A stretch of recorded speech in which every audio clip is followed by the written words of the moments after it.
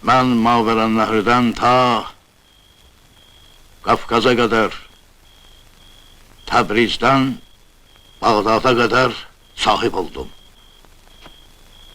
Tezliklə İldırım Bayezid diz çökəcək qarşımda. Hindistan, Çin diz çökəcək. Lakin mənim böyüdüm var. Evlatlarım fərsizdir.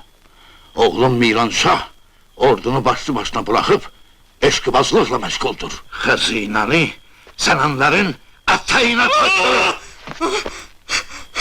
Hüsmüdar! Yaşlı mıdır öldür? Benim liyakatim! Sən liyaqətini əlincə qalasında itirimsən. 30.000 qardaşın Ömər Mirzənin ordusu, 30.000 oğlun Əbu Bəkirin ordusu, 70.000 də sənin. 130.000'lik orduyla neçə ildir mühasirədə saxlayırsan bu qalanı? Medicina! Yoktu!